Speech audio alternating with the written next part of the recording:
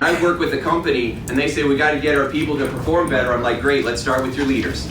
Let's start with you, because it works the top down, okay? If people aren't responding the way that you want, have you ever considered it was you? These people just don't want to grow. Interesting. They just don't want to do their job. You sure? Okay, that's a pretty big assumption.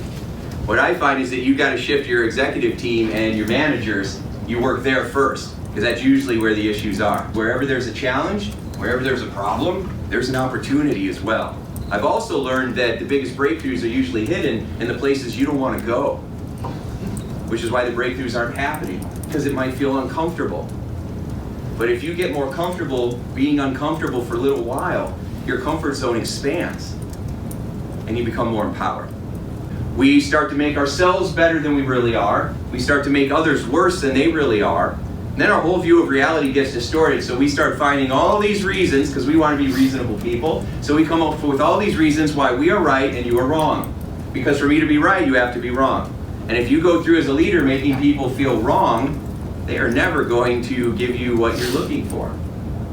And so let me give you some examples of this. You ever been driving down the road? I had a friend that lived in Chicago, and we were in his SUV, and we were in the Dan Ryan, and it was bumper-to-bumper traffic, and the car in front of him would drive about 6 inches, and then he would like hit the gas and hit the brake within 1 second, and we would go, boom, and then he would go, "You're an idiot," yelling at the guy in front of him. Okay, so he was causing that.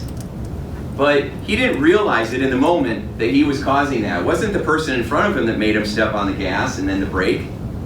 He made that choice, even though he wasn't aware of it. Let me give you another example. So it's in the middle of the night. All of you that have kids know that your young babies turn you into zombies, right? And so it's like it's 2 or 3 in the morning. My son Max, he starts crying. You know, I'm laying there, I wake up, my wife's laying there, and the first thought I have is go get Max, go help him out. Then I had this other idea. Why do I have to get up? And I started making myself better than I really was. I'm a good dad, I'm a good provider, I've got to work in the morning. She's probably sitting there fake sleeping. No. Now in that moment, was I being a good dad and a good father? No. Okay? But I made myself seem better than I really was, and I made others seem worse than they really were. I need to go take care of my son. And then I did. And as soon as I took care of him, I became a better father and a better husband. Okay? It can be as simple as that. What keeps us stuck is our ego. That part of us that makes us feel like we're wrong, because we don't want to be wrong, because that brings up guilt and shame inside of us, and then triggers that deep down fear that I'm not enough. And we don't want to feel that way, so we keep masking it. So sometimes people say, well, that's just how I feel about things, Tim. Well, that's great, but your feelings come from what you say to yourself. And most of your feelings come from past programming. So what if your view of the situation is off? Well, now how you're feeling about it is going to be off too. Right? You can change your feelings real quick. If you're mad at someone for 2 months because you think they did something that was wrong to you, and then you find out that they never did that at all, in fact, they had your back, your feelings would change instantly, right? You would go from anger to you'd feel bad.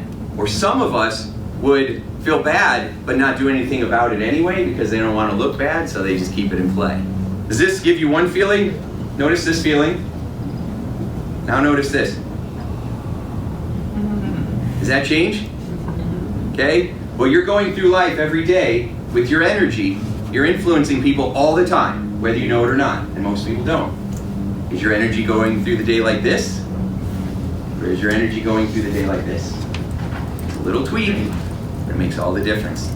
Because of our culture and constantly, every 5 seconds, getting a headline about what someone's done wrong, we don't trust each other anymore. We've always had an issue with trust. And so what we want to do is assume the best in others instead of assume the worst. Because again, whatever you give your attention to, you're going to get more of. I was doing a program for Indiana University's business and economics. They had a big anniversary, and I keynoted for that, and it was interesting. What I loved about it was afterwards, one of the doctors came up to me and said, you know, this was really amazing because I really pushed my kid to do his homework really hard. And when you said that you need to catch him doing things right, and you need to praise him for all the things he's done right so that he feels excited and good about it and he wants to do it more, then I wouldn't have to push him as hard. And I never knew that. All I would do was focus on what he got wrong all the time. He said, I'm going to totally change my approach with my son. And I was like, yes.